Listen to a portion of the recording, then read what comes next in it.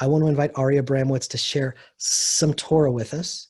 And then based on some Torah here, we're going to go even deeper into the foundations of this ark and what it really means and what's going to keep us sane in this insane world.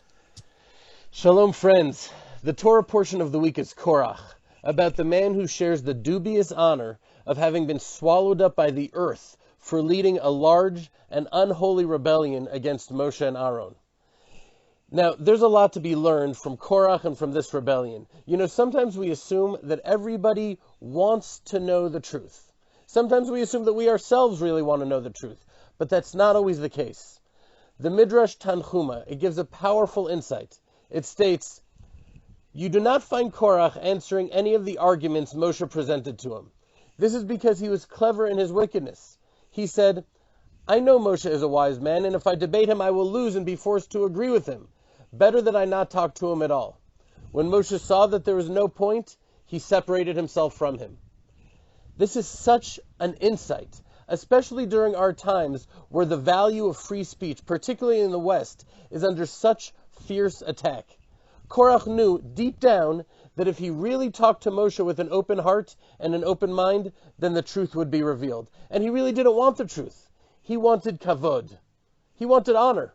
And this desire burned in him so fiercely that his greatest fear was being convinced that he was wrong, which would cause him to abandon this lust for power, fame, and honor. Interestingly, Ethics of Our Fathers explains that he who seeks honor, honor flees from him. But he who flees from honor, honor finds him. But Korach wasn't honest enough with himself to know that his own real intentions were. I wish I could say that this was a problem relegated just to Korach, but I know that there are times when I'm doing something that I know is wrong, yet I repress that inner voice, or I even clog my inner ears, that message within me, that voice trying to tell me how wrong it is, because if I listened to it, I'd be convinced. And I don't want to be convinced. Thankfully, not on the scale of Korach, but I think this may happen to all of us.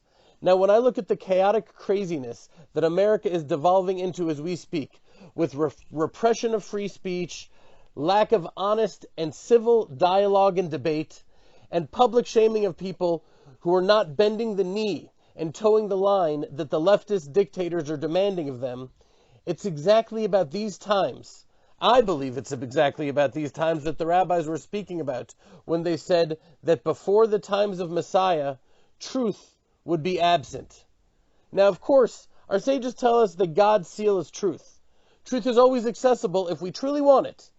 But in the days preceding the Messiah, the rabbis were saying truth will be ignored. It will be mocked. It will be banned. So like Korach, today we see the truth silent and suppressed, because people don't want to be confused by the fact or deterred from the path that they so badly want to traverse. And no matter how alluring and appealing such a path of falsehood may seem, the end is the same. When Moshe saw that the issue was not Korach's error, but his will to be in error, he separated himself from Korach and let the ground swallow him up. Ethics of Our Fathers shares a beautiful teaching. It says that every argument that's for the sake of heaven will last forever. But if it's not for the sake of heaven, it will not last. Which argument will last forever? The argument of Hillel and Shammai. And which argument will not last forever? The argument of Korach and his followers. Now let's unpack that for a moment. Who were Hillel and Shammai? They were two rabbis who led a rabbinical dynasty, who along with their students fiercely debated with each other over Jewish law and philosophy for hundreds of years. Yet they loved each other and deeply appreciated each other. They prayed together and their children married each other because iron sharpens iron. And being that their deepest motivation was to serve God and come closer to truth, their argument will last forever. Notice it doesn't say that their argument will be resolved, but on the contrary, their argument will last forever, because the truth is most beautifully revealed in the harmonious dance within their argument itself. But Korach, on the other hand, well, his argument wasn't about truth at all. It was about Korach and his desire for power, honor, and fame, and there's nothing beautiful about that. That certainly will not last forever. So my friends, I bless us all that what we do, all that we do should be for the sake of heaven. and for the sake of truth, and not for our own egos. And by humbly following the truth and godliness with our whole hearts, all of our toil and efforts in this world will yield light and eternity and goodness, and not share the fate of Korach, of disappearing into nothingness as if it never existed at all. So please, Hashem, during these times of falsehood and confusion, shine your light of healing into the world. We need it now more than ever before. Shalom, my friends, and shalom to you, Jeremy. May you go from strength to strength and continue doing this holy work. Thank you, Ari.